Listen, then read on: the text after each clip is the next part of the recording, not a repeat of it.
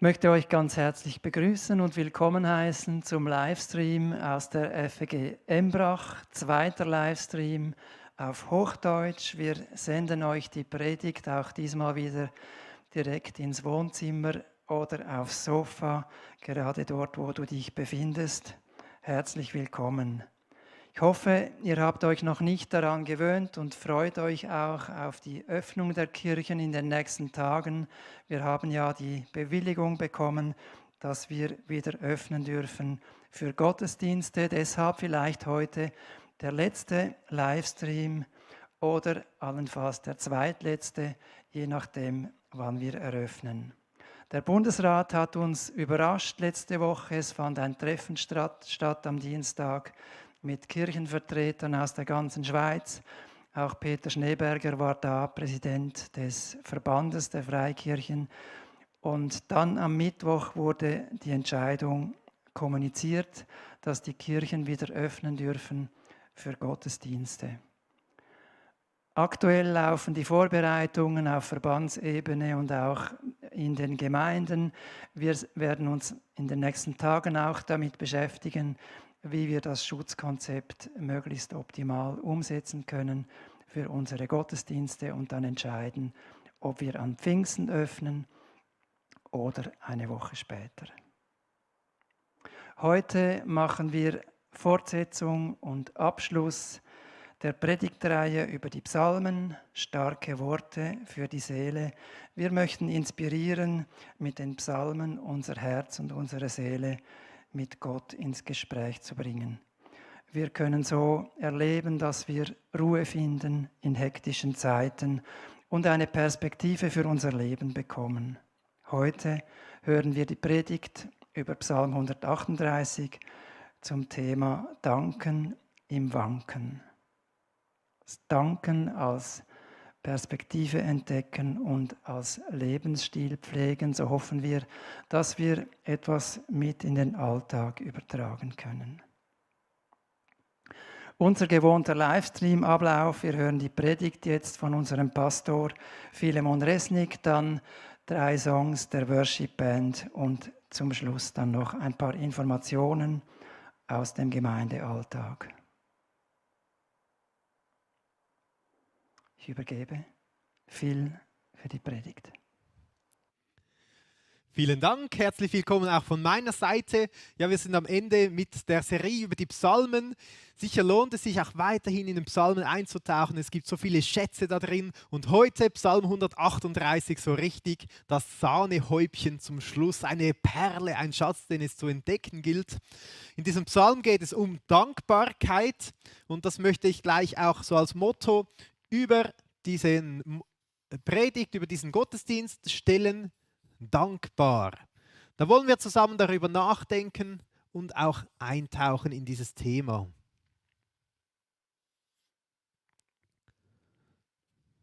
Jetzt habe ich mir ein paar Gedanken gemacht. Wie ist das denn so wegen der Dankbarkeit? Und ich habe gemerkt, eigentlich ist etwas anderes eher verbreitet. Vielleicht kennst du die Schweizer Kultur nicht so gut, dann kannst du jetzt etwas lernen, denn wir Schweizer, wir sind eher bekannt dafür, dass wir gerne motzen, reklamieren, nicht zufrieden sind mit den Dingen. Zum Beispiel, wenn ich an der Bushaltestelle stehe und der Bus kommt 1 Minute und 37 Sekunden zu spät, dann denke ich, boah, was ist jetzt hier los? Die ist ja zu spät, das geht doch gar nicht. Diese Unzuverlässigkeit von dem öffentlichen Verkehrsmittel und ich habe so ein teures Ticket bezahlt und ich motze.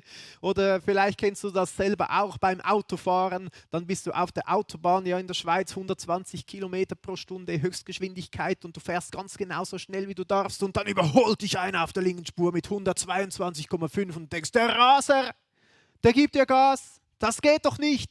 Viel zu gefährlich, denkt er nicht an die anderen und oh, da musst du bremsen, da hat es einer mit 117 vorne dran und du denkst, boah, diese Schnecke bremst den ganzen Verkehr aus, was soll denn das? Ich übertreibe natürlich, aber vielleicht entdeckst du dich auch da oder dort. Wir motzen doch so schnell. Sehr gutes Beispiel im April, wenn das Wetter macht, was es will, dann regnet es und du denkst, boah, jetzt wollte ich doch nach draußen gehen.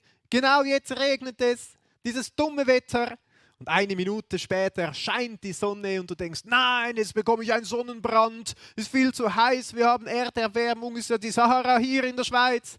Eine Minute später schneit es. Es hat den ganzen Winter nicht geschneit und jetzt, was soll denn das? Aber wir müssen ja nicht nur über die Schweizer nachdenken. Vielleicht hörst du jetzt zu und bist ein Deutscher oder bist der deutschen Kultur näher. Und ich habe gemerkt, als ich darüber nachgedacht habe, dass die Deutschen auch gerne motzen. Die Schweizer sagen es eher leise und die Deutschen manchmal etwas lauter. Und sie jammern auch gerne, die Deutschen. Also ich will jetzt da nicht irgendwie schlecht reden, aber ich zitiere jetzt jemanden von Deutschland, den Eckhard von Hirschhausen. Der ist ein Kabarettist, aber ist auch ein Arzt. Und er sagt, er hat herausgefunden, dass bei den Deutschen, dass es zusätzliche Hirnregionen gibt. Also neben dem üblichen Seitenlappen, der so für das Vernetzen zuständig ist. Da gibt es auch den Stirnlappen, der die Dinge plant. Aber er habe entdeckt, bei den Deutschen gibt es auch den Jammerlappen. Da habe ich zuerst geschmunzelt und gedacht, ja gut, den Jammerlappen, oje, haben das die Deutschen. Aber das Schlechte ist, dieser Arzt hat herausgefunden oder man hat entdeckt, dass es wirklich so eine Hirnregion gibt, die heißt Habenula und ist verantwortlich im Gehirn auch so für Depressionen und solche Dinge, die uns hinunterziehen. Und die schlechte Nachricht, egal ob du Schweizer bist, Deutscher oder von irgendeinem anderen Volk, diese Hirnregion haben wir alle. Und ja, das ist jetzt vielleicht die schlechte Nachricht von heute Morgen. Und ich habe gemerkt, oft fällt es uns doch schwer, einfach dankbar zu sein für die Dinge, die wir haben, weil es gibt ja so viel Gutes. Wir wollen heute aber noch tiefer eintauchen, nicht nur einfach quasi das Dankbarkeit so umrahmen und sagen, ja gut, wir versuchen einfach ein bisschen positiv zu denken und dankbar zu sein, sondern wir wollen bewusst mit David, der diesen Psalm 138 geschrieben hat, auch auf Gott schauen und lernen, seine Perspektive einzunehmen. Und dabei eine Dankbarkeit entdecken, die noch viel tiefer ist und die unsere Perspektive für so vieles positiv verändert, sodass richtig etwas Kraftvolles entsteht. Ein lebensveränderndes Prinzip. Ich will dankbar durchs Leben gehen, weil ich auf Gott schaue und was er mir alles schenkt. So lass uns zusammen eintauchen in diesen Psalm. Lesen wir zusammen Psalm 138. Du kannst mit mir die Bibel aufschlagen und mitlesen. Wenn du irgendwo eine Bibel hast, mach das doch, das wäre toll. Starten wir mit Vers 1 von David. Dir will ich danken von ganzem Herzen. Vor den Göttern will ich dir Lob singen. Ich will anbeten zu deinem heiligen Tempelgewand und deinem Namen danken, um deiner Gnade und Treue willen. Denn du hast dein Wort groß gemacht über all deinen Ruhm hinaus. Das Erste, was mir auffällt, wenn ich in diese Startverse hineinblicke, ist, ich will dir danken. Ich habe das auch hervorgehoben da im Text und es ist so eindrücklich. Der David sagt nicht, oh, ich bin heute Morgen aufgestanden und es hat mich so übersprudelt von Dankbarkeit, ich kann gar nicht anders. Ich weiß nicht, wie es bei dir geht, wenn ich am Morgen aufstehe. Vielleicht war es sogar eine schlechte Nacht, ein anstrengender Abend und es schmerzt irgendwo im Rücken und der Nacken zuckt und zackt und du stehst auf und also bei mir geht es nicht los. Juhu, heute ist ein Tag und ich will einfach dankbar sein und es sprudelt so richtig. Ich kann da gut mit dem David mitfühlen. Er sagt, ich will danken. So eine bewusste Willensentscheidung. Auch wenn die Gefühle, die Emotionen etwas anderes sagen, in eine andere Richtung ziehen. Ich will dankbar sein. Ich will Gott loben. Ich will bewusst Gott preisen. Und das ist das Erste, was ich hier hinzeichne, sind so 3 Sessel. Als Symbol, als Zeichen geben wir doch der Dankbarkeit, diesem Prinzip dankbar zu sein, einen festen Platz in unserem Leben. Nicht, dass es einfach irgendwo in den Hintergrund gerät, sondern dass es etwas ist, was unseren Alltag bestimmt. Das ist mein Wunsch auch für dich heute, dass wir dieses Prinzip gemeinsam mehr entdecken können und ermutigt sind, zu lernen, dankbar zu sein, dass es einen festen Platz im Leben hat. Und der David sagt ja nicht, ich bin einfach dankbar und versuche die Dinge ein bisschen positiver zu sehen, sondern er sagt, was seine Richtung ist. Er sagt, ich bin dankbar, weil Gott mir so viel gibt, egal wie die Situation ist. Wenn wir da genau hinschauen, ich habe das auch versucht hervorzuheben im Text, da sagt David, ich danke zu Gott hin, ich will dir, Gott, danken. Oder weiter unten, ich danke dir, weil ich entdeckt habe, wie gut du bist. Wegen deiner Gnade, wegen deiner Treue, wegen den Worten, den Zusagen, die du gibst. Die sind noch größer, als ich mir überhaupt vorstellen kann. Und die gehen über deinen Ruhm hinaus, die sind so unendlich vorstellbar. Also David sagt, hey, ich will bewusst Gott Danke sagen. Mit der Perspektive auf ihm. Spannend, David spricht an gewissen Orten sogar von Dankopfer. Er sagt, ich will Dankopfer darbringen. Ein anderer Psalm. Also es kann sein, dass es uns sogar etwas kostet, diese Perspektive einzunehmen, dass es eben nicht einfach automatisch kommt und so läuft, weil das Motzen bei uns irgendwie zuvorderst ist. Ich habe manchmal den Eindruck, dass wir Menschen so ticken, dass wir zuerst das sehen, was uns nicht passt, was uns stört und was uns stresst. Mir ist es selber so gegangen, gerade diese Woche. Am Dienstag konnte ja der Rat der Religionen hier in der Schweiz oder wo auch unser Freikirchenvertreter dabei war, sie konnten zum Bundesrat gehen und miteinander besprechen, wie kann das aussehen, dass man die Maßnahmen lockert, dass wieder Gottesdienste stattfinden können. Und unsere Politiker, unsere Landesregierung hat eingelenkt und hat es wieder möglich gemacht und gesagt, gut, ihr könnt früher starten, als wir eigentlich uns vorgenommen haben. Ihr könnt 2 Wochen früher starten. Als ich diese Nachricht dann am Mittwoch gehört habe, waren so meine ersten Gedanken, oh nein, so früh, so schnell schon, das geht doch nicht. Oh, was muss man da alles bereit machen? Sind so die Stresshormone gekommen. Dann habe ich gesehen, das bedeutet, wir dürfen nicht singen im Gottesdienst. Das geht doch gar nicht. Wir singen so gerne. Wir beten doch Gott so gerne an. Gottesdienst ohne Singen, was soll das? Dann habe ich weitergeschaut. Was? 2 Meter Abstand, 4 Quadratmeter pro Person. Ich meine, du musst mal rechnen. Das ist mega viel Platz, die eine Person braucht. Wie geht denn das? Das geht doch überhaupt nicht. Und als ich so darüber nachgedacht habe, habe ich gemerkt, es ist ein Prinzip, das die Menschen verfolgt. Schon seit ganz am Anfang der Bibel, wenn ich dann den Anfang blättere, bei Adam und Eva. Sie sind im Garten Eden, liest das mal durch, so spannend. Und Gott hat ihnen unzählige Bäume gegeben mit richtig guten Früchten. Das heißt, die waren so gut zum Anschauen. Es hat einem wahrscheinlich so richtig angemacht, da reinzubeißen. Und Gott hat gesagt, es gibt nur einen Baum, von dem esst nicht. Aber alle anderen esst so viel ihr wollt. Das haben Adam und Eva gemacht. Sie sind hingegangen und gesagt, nein, ich will von diesem Baum. Alle anderen Bäume haben sie nicht mehr gesehen. Sie sind so nahe hingegangen, dass sie nur noch diesen Baum gesehen haben. Von dieser Frucht will ich jetzt. Vielleicht sind sie so nahe hingegangen, dass sie so vor dem Baumstamm stehen und die Rinde sehen und denken, das brauche ich jetzt, das will ich jetzt. Wir haben gemotzt, wieso will Gott uns das nicht geben? Und ich habe gemerkt, dass wir oft auch so Bäume haben in unserem Leben. Dass wir das sehen, was wir denken, wieso gibt mir Gott das nicht? Wieso nimmt er genau das weg? Und wir sehen nur noch diesen einen Baum. Ich weiß nicht, was es bei dir ist, vielleicht die Arbeit. Vielleicht ein Job, den du gerne gehabt hättest und nicht bekommen hast. Dieser Job brauche ich doch unbedingt. Oder dass du überhaupt eine Stelle am Suchen bist. Ich brauche jetzt eine Arbeit sofort. Logisch brauchen wir eine Arbeit, aber wir sehen dann nur noch das. Oder andere Sachen, die ganz tief gehen können. Vielleicht hast du einen starken Kinderwunsch und Gott hat aber andere Pläne mit dir in deiner Ehe, dass du keine Kinder bekommen kannst. Und du siehst nur noch das und sagst, Gott, ich will jetzt das. Ja, ich brauche ein Kind. Oder andere Dinge, die kommen können.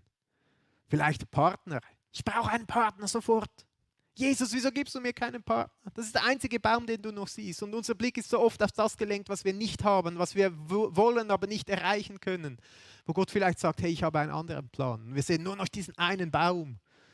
Und manchmal braucht es einen Kick, dass jemand einem da rausholt und sagt, hey, schau doch nicht nur diesen einen Baum an, sondern schau mal links und schau mal rechts. Bei mir war es am letzten Mittwoch eine E-Mail, die ich bekommen habe von der Schweizerischen Evangelischen Allianz, die diesen Entscheid vom Bundesrat kommentiert hat und dort steht, wir freuen uns. Ich habe gedacht, die freuen sich und ich motze. Irgendwie denken die anders. Wie kann das sein? Was ist da los? Und ich habe dann gelesen, ich habe eine andere Perspektive plötzlich bekommen. Weg von diesem Baum, was alles nicht geht, hin zu dem, wieso ich Gott dankbar sein kann. Ich habe plötzlich gemerkt, hey, dass der Bundesrat erlaubt, dass wir wieder früher starten können, wie auch immer das dann gehen mag. Ein riesiges Geschenk. Boah, so etwas Gutes, so etwas Schönes. Das hätte ich ja nicht gedacht, dass die die Gottesdienst so hohe Priorität geben. Und dann singen. Gut, singen dürfen wir nicht, aber Gott loben, Gott anbeten. Es gibt so viele Möglichkeiten dazu. Vielleicht mit Sprechen, vielleicht im Stillen, im Gebet, vielleicht im Hören und so dankbar werden zu Gott, Gott anbeten. Vielleicht entdecken wir ganz neue Formen. Und dann habe ich gesehen, 2 Meter, 4 Quadratmeter. Hey, zum Glück hat Gott uns einen neuen Saal geschenkt. Ich überlege mir, wir sind gerade umgezogen, bevor diese Corona-Krise losging, wenn wir noch am alten Ort wären. Eng. Da hätte man gar keinen Spielraum, da könnte man eh nichts machen. Und jetzt hat es Gott geschenkt, dass wir hier mehr Platz haben, Spielraum, etwas machen können. Ich habe gesagt, danke Gott. Danke, hast du so einen guten Plan für uns und haben wir überhaupt die Möglichkeit, hier etwas vorzubereiten, hier etwas zu gestalten. Für mich ist es eine Ermutigung zu sagen, hey, ich will dieses Prinzip lernen. Ich will das mitnehmen. Ich will Dankbarkeit in meinem Alltag lernen. Ich will das vielleicht so wie eine Pflanze setzen, diese Dankbarkeitssamen und wachsen lassen. Dass ich nicht den Baum sehe, sondern dass diese Pflanze wachsen kann. Dass die Dankbarkeit in mir wachsen kann. Lesen wir weiter, was David da schreibt in seinem Psalm. Was macht ihn denn so dankbar? Vers 3. An dem Tag, da ich rief, hast du mir geantwortet. Also mit anderen Worten, David hat eine Gebetserhörung erlebt. Er hat zu Gott gerufen und Gott hat ihm geantwortet. Und jetzt macht es bei mir so Klick. Wahrscheinlich hat David ein Wunder erlebt.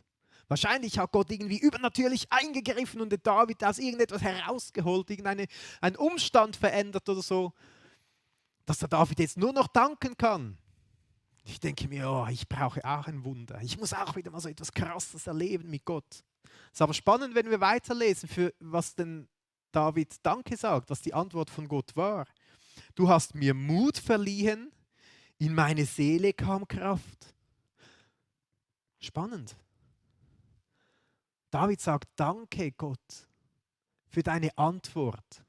Und die Antwort war, dass Gott in seine Situation hineingekommen ist und ihm neuen Mut geschenkt hat, dass die Kraft seiner Seele zugenommen hat und er zuversichtlich nach vorne schauen konnte. Und das ist so das Zweite, was ich lernen will in diesem Psalm. Bewusst zu sagen, hey, Gott erhört manche Gebete anders, als ich denke. Gott hat verschiedene Pläne für mich, aber sein Plan ist gut. Manchmal bedeutet es, dass er einfach hineinkommt. Manchmal habe ich den Eindruck, dass wir Christen so ein verkümmertes Verständnis haben davon, wie Gott Gebete erhört. Und ich habe mal geschaut, wenn ich die Bibel betrachte, entdecke ich so wie 4 Möglichkeiten, wie Gott eingreift. Die erste ist, dass Gott kommt und irgendein großes Wunder tut und wirklich so übernatürlich etwas schenkt, das wir gar nicht erwartet hätten, aber dass wir Gott jederzeit zutrauen. Das ist meine Lieblingsgebetserhörung und ich freue mich jedes Mal, wenn ich bete und passiert etwas, weil Gott einfach eingreift und ich merke, das ist eine ganz neue Situation. Als zweite kommt fast häufiger vor, die zweite Gebetserhörung. Und zwar, dass ich für etwas bete, dass ich Gott etwas anflehe und um etwas bitte und ich merke, er nimmt es mir nicht weg. Er ändert nicht das Problem, aber er kommt mit hinein. Er gibt mir neuen Mut, neue Kraft, vorwärts zu gehen auf diesem Weg und vielleicht etwas zu lernen sogar daraus. Die dritte Möglichkeit ist, dass Gott mir eine Ewigkeitsperspektive schenkt. Das ist das, was eigentlich am meisten trägt uns Christen, was wir so schnell vergessen. Oft haben wir doch nur unser Leben auf dieser Welt, 70, 80, 90, 100 Jahre vor Augen, das eigentlich so kurz ist im Vergleich zur Ewigkeit, die uns einmal erwartet.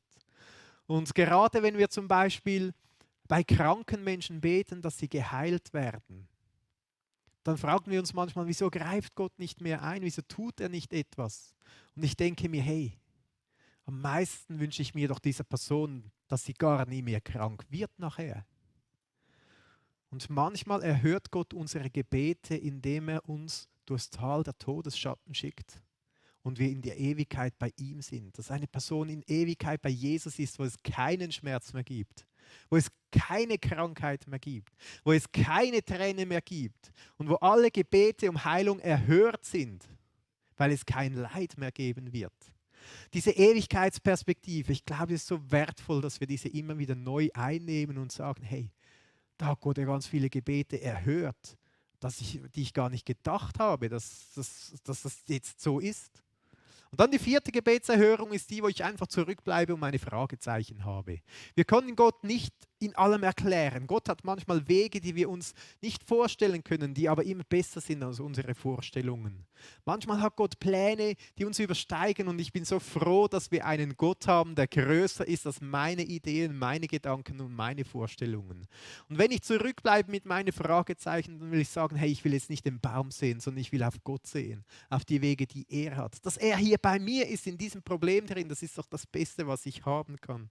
So ist der Psalm 138 für mich auch eine Ermutigung, einfach bewusst zu sagen, hey, ich komme da zu Gott und ich will das von ihm nehmen, was er mir gibt und darin Dankbarkeit lernen. Es ist auch spannend, wenn wir weiterlesen, das ist ja oft auch für andere Menschen ein wunderschönes Zeugnis, wenn sie sehen, dass ein Christ in Schwierigkeiten drin Halt findet bei Gott, da sagen, hey, der muss ja auch durch Dreck durchgehen im Leben. Aber er hat bei Gott einen Halt, den ich mir nicht erklären kann. David schreibt das ganz spannend weiter, im Vers 4. Alle Könige der Erde werden dir, Herr, danken, wenn sie die Worte deines Mundes hören. Und sie werden singen von den Wegen des Herrn, denn groß ist die Herrlichkeit des Herrn. Denn der Herr ist erhaben und sieht auf den Niedrigen und den Hochmütigen erkennt er von ferne. Spannend, David sagt, Gott erhört, indem er in mein Problem hineinkommt, in meine Bedrängnis hineinkommt. Und deshalb danke ich Gott und deshalb werden alle Könige singen und danken und loben, weil Gott sich der Schwachen, der Niedrigen annimmt, derjenigen, die es nötig haben. Vers 7, wenn ich mitten durch die Bedrängnis gehe, so wirst du mich am Leben erhalten, gegen den Zorn meiner Feinde wirst du deine Hand ausstrecken und deine Rechte wird mich retten. Das will ich von David lernen. Gott dankbar sein, auf ihn schauen, auch wenn ich durch eine schwere Zeit hindurchgehen muss. Das will ich dir auch mitgeben als zweiten Punkt, so als Ermutigung. Lass uns doch unsere Dankbarkeitsgefäße, unsere Dankbarkeitsflaschen voll haben, dass wir auch bereit sind, wenn schwierige Zeiten kommen, dankbar sein zu können. Ich habe mir selber persönlich angewöhnt, dass wenn ich meine Gebete starte, wenn ich etwas zu Gott bringe, dass ich dann starte mit einem Dank. Danke Gott. Und dann sage ich, was mir auf dem Herzen liegt. Und ich habe schon 2-3 Mal gemerkt, als ich so einen Baum vor mir hatte, falls ich etwas gesehen habe, das ich geändert haben wollte, habe ich gesagt, aber Gott, wollte das vor Gott bringen und habe mein Gebet begonnen, danke Gott. Und bin dann stecken geblieben. Ich wollte doch jetzt gar nicht Danke sagen. Ich wollte doch etwas anderes. Zum Glück habe ich mir diese Gewohnheit antrainiert, weil ich habe dann begonnen nachzudenken und habe mir überlegt, hey, also gut, Gott, danke. Für was will ich denn jetzt Gott Danke sagen? Ich sehe ja nur mein Problem im Moment und ich habe plötzlich gemerkt, nein, es gibt andere Gründe, Gott Danke zu sagen. Meine Perspektive hat sich begonnen zu ändern. Und ich will dich ermutigen, auch bewusst zu sagen, hey, mein Dankestank, meine Dankesflasche, mein Dankesgefäß, es soll voll sein, es soll antrainiert sein. Ich will ein dankbarer Mensch sein, dann ist mit, auch wenn schwierige Zeiten kommen, ich davon zehren kann. Ich davon profitieren kann, dass ich dankbar sein kann, dass andere Menschen sagen, hey, schau mal diesen Menschen an, Gott trägt ihn da durch. Auch im Prediger wird das so gut betont, Prediger 6, Vers 9, es ist besser, du bist mit dem zufrieden, was du hast, als wenn du immer nach noch mehr Dingen verlangst. Denn auch das ist sinnlos. Und wie der Versuch, den Wind einzufangen. Und auch im Neuen Testament wird das aufgegriffen. Paulus schreibt in Philipper 4, Verse 11 und folgende, nicht wegen des Mangels sage ich das. Ich habe nämlich gelernt, mit der Lage zufrieden zu sein, in der ich mich befinde. Also Paulus hat gelernt, dankbar und zufrieden zu sein, egal wie die Umstände, wie die Lage ist, in der er sich befindet. Denn ich verstehe mich aufs Armsein, also Paulus war arm, ich verstehe mich aber auch aufs Reichsein. Ich bin mit allem und jedem vertraut, sowohl satt zu sein, als auch zu hungern. Sowohl Überfluss zu haben, als auch Mangel zu leiden. Und jetzt kommt der Vers 13. Und oft, wenn wir von dem Vers 13 hören, wird er manchmal so aus dem Kontext herausgerissen und in ein falsches Licht gestellt. Im Vers 13 heißt es nämlich, ich vermag alles durch den, der mich stark macht, Christus. Und manchmal denken wir, das bedeutet, ich vermag alles durch Jesus Christus. Ja, gut, im Namen von Jesus, Zug kommt pünktlich, Regen geh weg. Und ich weiß auch nicht, was wir alles vermögen wollen im Namen von Jesus Christus. Aber Paulus sagt eigentlich etwas anderes mit diesem Vers. Er sagt, ich vermag jede Lage auszuhalten, sogar in jeder Lage zufrieden zu sein, dankbar zu sein, weil Jesus Christus meine Kraft ist, weil Jesus Christus mich stark macht. Aber wenn ich reich bin, okay, das geht, aber auch wenn ich arm bin, wenn ich Hunger habe, wenn ich mehrere Tage nichts zu essen habe, das ist Hunger, das kennen wir gar nicht mehr. Der Paulus sagt, ich vermag alles durch Christus, der mich stark macht. Ich glaube, nicht derjenige ist dankbar, der auch glücklich ist, sondern derjenige, der dankbar ist, der ist der Glückliche. Nicht der Glückliche ist dankbar, sondern der Dankbare ist glücklich. Das ist eine Ermutigung für mich, Dankbarkeit zu lernen und meine Flasche zu füllen. Und ich will das bewusst auch eintrainieren. Eine Möglichkeit ist, dass ich sage, wenn ich so einen Baum habe, hey, wieso bin ich trotzdem dankbar? Zum Beispiel, wenn ich die letzte Parklücke finde im Parkhaus, kann ich sagen, danke Gott, dass ich überhaupt ein Auto habe. Hey, das kann sich die meisten Menschen auf dem Planeten gar nicht leisten. Wenn ich die Steuererklärung ausfüllen muss, kann ich sagen, danke Gott. Je höher meine Steuern sind, desto mehr Einkommen habe ich für meinen Lebensunterhalt. Das ist ein Privileg. Wenn ich Schmerzen im Knie habe, kann ich sagen, danke Gott, ich habe noch ein anderes Knie, das stark ist. Wenn der Wecker am Morgen klingelt und ich gar nicht aufstehen mag, kann ich sagen, danke Gott für das Leben, das du mir wieder neu an diesem Tag schenkst. Oder eine andere Möglichkeit, ich mache das manchmal, ich gehe so wie virtuell durch mein Haus oder wenn ich irgendwo bin und verteile so Post-its, so kleine Zettelchen in Gedanken und stelle mir vor, wieso ich Gott dafür danken kann. Zum Beispiel, hier habe ich einen Flipchart, kann ich sagen, danke Gott für diese coole Möglichkeit, da kann ich etwas hinzeichnen, ist doch gut. Oder an einem anderen Ort, da habe ich ein Telefon, danke Gott für dieses Telefon, kann ich mit Menschen im Kontakt sein, jemandem anrufen, selbst wenn er weit weg ist. Und dann gehe ich einen Schritt weiter und sehe hier, oh, das Kreuz. Danke Jesus für das Kreuz. Danke Jesus, dass du so gnädig bist zu mir. Danke Jesus, dass du für mich da gestorben bist. So unverdient und meine Schuld getragen hast. Danke, Jesus, dass du mir vergeben hast, dass ich ein Kind Gottes werden darf. Es gibt so viele Gründe, um dankbar zu sein. Vielleicht nimmst du das auch mit, nimmst mal ein Post-it oder gehst du durch deine Wohnung oder den Ort, wo du bist und sagst bewusst, hey, danke für das, danke für das, danke für das. Es hat so viel Gutes darin. Ich habe mich aber auch gefragt, hey, es ist doch gar nicht so einfach, dankbar sein. Die Flasche zu füllen in guter Zeit, ja, aber dann auch in schwieriger Zeit dankbar zu sein. Wie soll das gehen? Und ich bin so froh, haben wir auch Geschwister in unserer Gemeinde, die so richtig viel Lebenserfahrung haben. Ich habe jemanden aus unserer Seniorengruppe gefragt, Ernst, der ist über 90 und ist so ein Mann für mich, der Dankbarkeit ausstrahlt, der das Prinzip der Dankbarkeit in seinem Alltag lebt.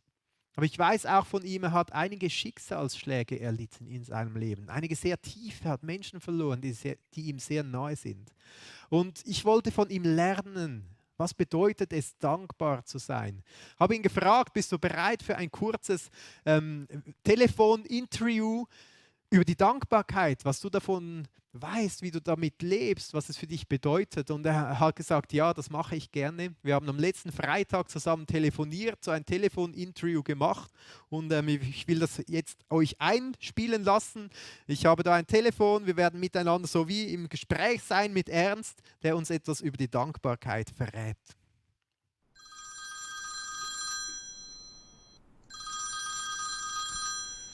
Ja, hallo Ernst, sag mal, für was bist du heute dankbar?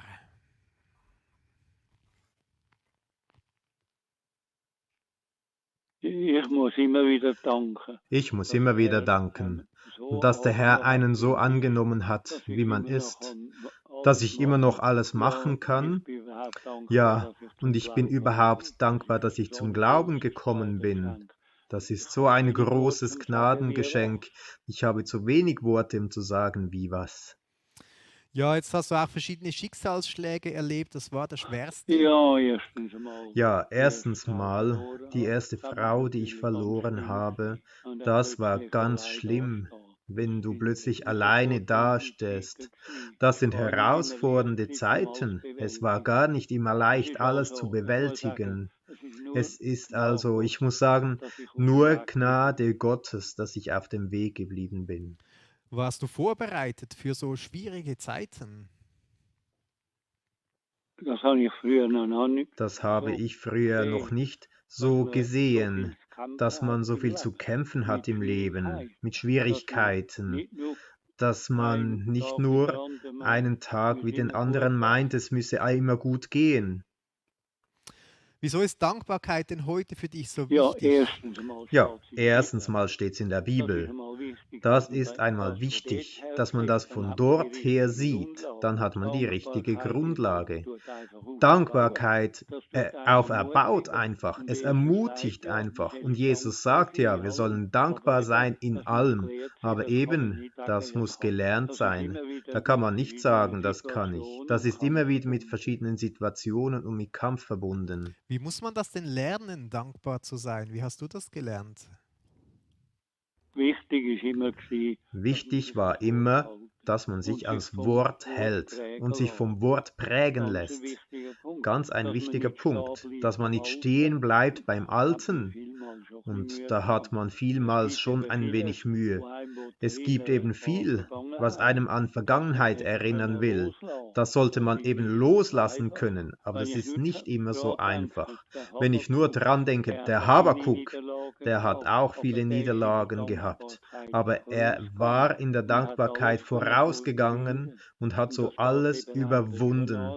Und das geht einem schon nach, so etwas, weil das eine feste Grundlage ist auf dem Wort Gottes. Hattest du neben Habakuk noch andere Vorbilder, um Dankbarkeit zu lernen? Ich habe eben auch viel gelesen noch und da habe ich aus diesen Situationen, von denen ich gelesen habe, viel gelernt, wie es andere gemacht haben. Und das ist mir dann aufgegangen und es wurde mir wohler. Und bis jetzt am Ende hast du jetzt gelernt, dankbar zu sein. Das hört nie auf, da bin ich mir bewusst. Aber das habe ich früher nicht so gesehen, dass das im Alter fast noch mehr kommt als vorher. Was wünschst du dir für die Zukunft? Ja, auf alle Fälle, dass ich fest gegründet bleiben kann und in allem dankbar sein und vorwärts schauen kann. Vielen Dank, Ernst, für deine Worte. Wenn wir hier live wären, könnten wir jetzt einen Applaus schicken, aber wir schicken dir einen virtuellen Applaus. Danke vielmals für deine Offenheit und dass du uns mitgenommen hast. Ja, muss man immer lernen und so eindrücklich. Du bist jetzt schon so dankbar, aber bist immer noch dran, mehr zu lernen. Auch eine Ermutigung für mich, einfach dran zu sein und zu sagen, hey, ich will immer mehr Dankbarkeit lernen und meine Dankbarkeitsflaschen füllen lassen. Auch eine Ermutigung für mich, dass das etwas ist, was einem auch prägt und trägt im Leben, so positiv Gott zu begegnen und ihm dankbar sein zu können für das, was er einem gibt. Also vielen Dank für deine Ehrlichkeit und Offenheit.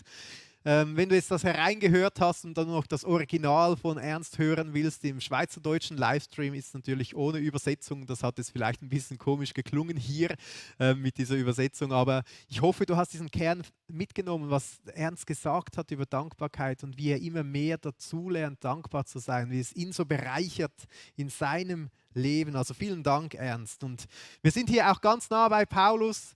Ich möchte hier einen Vers dir noch mitgeben aus 1. Thessaloniker 5. Da sagt der Paulus, betet ohne Unterlass, seid in allem dankbar. Denn das ist der Wille Gottes in Christus Jesus für euch. Ja, Ernst hat gesagt, in der Bibel heißt es, wir sollen dankbar sein. Und der Paulus sagt nicht für alles Danke, aber in allem, in jeder Situation gibt es Gründe, dass wir Danke sagen können, dass wir dankbar sein können. Wir kommen zum Ende, der letzte Vers von Psalm 138. Der Herr wird es für mich vollbringen. Herr, deine Gnade währt ewiglich. Das Werk deiner Hände wirst du nicht im Stich lassen. Wenn wir lernen, dankbar zu sein für das, was Gott uns alles gibt und alles an uns wirkt, dann verändert das unsere Perspektive auf so vieles. Und wir sehen nicht mehr den Baum, sondern die vielen guten Früchte, die hier für uns bereit sind. Und ich kriege einen ganz neuen Blick in meine Alltagssituation, einen Blick auf Gott, der viel mehr ist, der viel größer ist und dessen Gnade unendlich ist. Dankbarkeit bedeutet, dass ich immer wieder zu Gott hinschaue und merke, dass er in Jesus doch so viel für mich getan hat, obwohl ich es nicht verdient habe. Dass wir mit diesen gewaltigen Zusage auch in unseren Alltag gehen können. Hey, Gott wird sein Werk vollenden, das er angefangen hat. So wie es in diesem Psalm 138 heißt. Das ist doch auch so eine Ermutigung. Für mich ist es so, wie wenn ich im Nebel sitze. Ich wohne hier in Embrach, da hat es viel Nebel. Ich weiß nicht, dort wo du bist, vielleicht hat es auch Nebel. Und dann sehe ich nur das Düstere. Es ist alles so grau. So wie manchmal im Leben, ich sehe nur diesen Baum oder diese Bäume vor mir, was nicht geht, für was ich unzufrieden bin. Aber wenn ich dann mit dem Auto irgendwo hinfahre zu den Bergen, dort steige ich in die Seilbahn und fahre mit der Seilbahn nach oben. Und plötzlich durchbricht die Seilbahn die Nebeldecke und ich komme heraus und es ist das schönste Wetter. Die Sonne strahlt, ich sehe die Berge am Horizont, ein wunderbares Panorama und habe plötzlich eine ganz neue Perspektive. Das bedeutet, dankbar zu sein, diese Dankbarkeitsperspektive einzunehmen. Die Situation hat sich nicht verändert. Es ist immer noch genau dasselbe Wetter. Aber mein Blickpunkt hat sich total verändert und plötzlich erstrahlt alles in ganz neuem Glanz. Und das wünsche ich dir, dass du das auch mitnehmen kannst. Wenn ich jetzt dieses Bild hier noch fertig zeichne, dann merkst du, wieso diese Stühle und all das Zeug hier steht, diese Flaschen, weil ich versuche da wirklich eine Bar zu zeichnen. Die dankbar. Und ich wünsche mir für dich, dass du auch bewusst immer wieder hinsitzen kannst an diese Bar und auftanken kannst. Sagen, ich will lernen, dankbar zu sein. Ich will ein dankbarer Mensch werden und dieses Prinzip im Alltag leben. Jeden Tag will ich mich hier hinsetzen und bewusst auf Gott schauen und so richtig die Dankbarkeit in mich aufnehmen und das zu meinem Lebensprinzip machen. Ich wünsche dir, dass du jeden Tag einen Moment an dieser Dankbar sitzen kannst und auf Gott schauen kannst und merken kannst, hey, so gut, was er alles gibt in meinem Leben, in meiner Situation drin. Es ist auch oft so, wenn wir in den Gottesdienst gehen, am Sonntagmorgen, wenn der Lobpreis anfängt, ich weiß nicht, wie es dir manchmal geht. Für mich ist manchmal, mit meinen Gefühlen bin ich überhaupt noch nicht da und ich habe irgendwie gar keinen Bock, um Loblieder zu singen und so. Und dann beginnt es für mich und ich sage, hey, ich will Gott danken. Ich will Gott loben. Für mich ist das oft so wie ein Dankopfer, könnte man sagen. Und ich singe diese Texte, diese Zeilen, obwohl ich sie nicht fühle und merke plötzlich, hey, stimmt, Gott ist groß. Gott ist größer. Stimmt, hey, ich bin eigentlich nicht würdig, zu Gott zu kommen, aber er kommt zu mir. Was für ein Geschenk. Plötzlich beginnt sich meine Perspektive zu ändern und so oft gehe ich nach Hause nach dem Gottesdienst und habe neu aufgetankt und bin so richtig bei Gott eingetaucht und habe gemerkt, hey ja, Gott ist da, Gott ist mit mir und eine neue Perspektive bekommen, die mich ermutigt, wieder vorwärts zu gehen. Und ich wünsche mir das auch für unseren Lobpreis, auch wenn wir jetzt dann zusammen eine Möglichkeit haben, Gott zu loben. Ja, Gott hat alles gegeben für mich. Ich bin es eigentlich nicht würdig, aber so gut. Gott ist würdig, den Dank anzunehmen, weil er zu mir gekommen ist und mich als würdig erachtet hat. Lass uns zusammen beten. Vater im Himmel, ich danke dir für jeden, der hier ist und dieses Prinzip der Dankbarkeit in sein Leben mitnehmen und verankern will. Und Jesus Christus, du siehst all diese Situationen, all diese Bäume in unserem Leben, die uns vor dem Kopf stehen. Und wir wollen bewusst diese Dinge ablegen. Wir wollen sagen, nimm das weg, Jesus. Dass wir nicht den Blick auf diese Dinge richten. Das, was uns herunterzieht. Das, was uns lähmt. Das, was unseren Alltag kaputt macht, uns die Freude raubt. Wir wollen es ablegen und wir wollen zu dir schauen, Jesus. Und am Ende des Tages bedeutet, dankbar zu sein, zu sagen, Gott, du hast so viel für mich gegeben. Du hast so viel für mich getan. Du bist hier mit mir in dieser Situation. Danke, Gott. Danke, Vater im Himmel. Und wenn du Jesus noch nicht kennst, lass uns zusammen beten, Jesus. Zeige mir, dass du Gottes Sohn bist. Amen. Amen. Gott ist gut und ihm Danke zu sagen, ist das Beste, was wir machen können. Nächsten Sonntag starten wir in die neue Predigtserie über Jesus. So etwas Gutes, wenn wir einfach mehr von Jesus kennenlernen können. Und du bist herzlich eingeladen, auch wieder mit dabei zu sein. Wir wissen noch nicht genau wie. Livestream, Internet, vor Ort vielleicht in irgendeiner Form.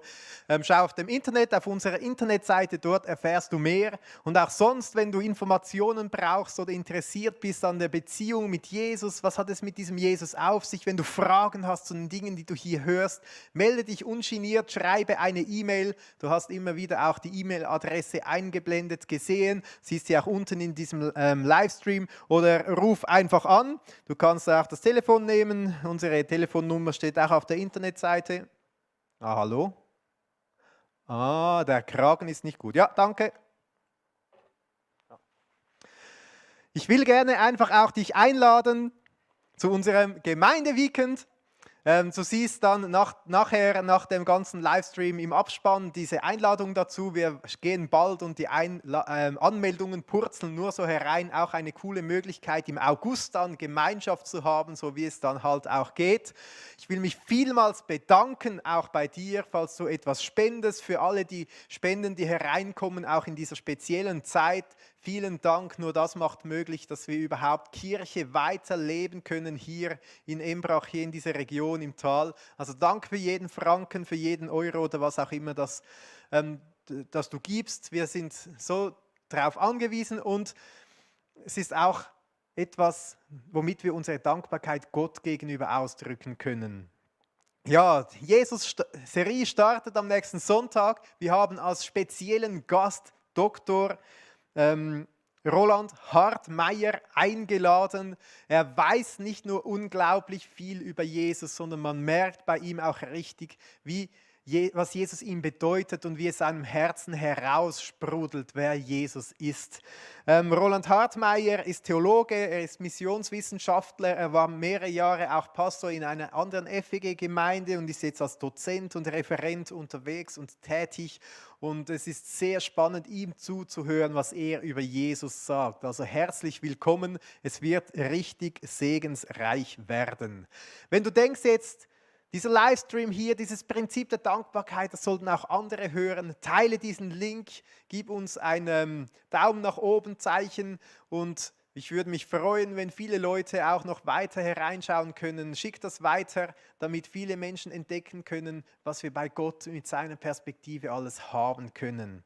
Zum Schluss will ich dir gerne einen Segen mitgeben. Wir waren mit dem Psalmen unterwegs und ich möchte aus Psalm 62, die Verse 6 bis 9 lesen für dich als Segen für die nächste Zeit, für die nächsten Stunden und Tage, für die nächste Woche. Zu Gott allein sei still meine Seele, denn von ihm kommt meine Hoffnung. Er allein ist mein Fels und meine Hilfe, meine Burg, ich werde nicht wanken. Vertraue auf ihn, Volk, zu jeder Zeit. Schüttet euer Herz vor ihm aus. Gott ist unsere Zuflucht. Mit diesen Worten wünsche ich dir einen gesegneten Sonntag oder gesegneten Tag, eine gesegnete Zeit. Bleib nah bei Jesus und bis bald.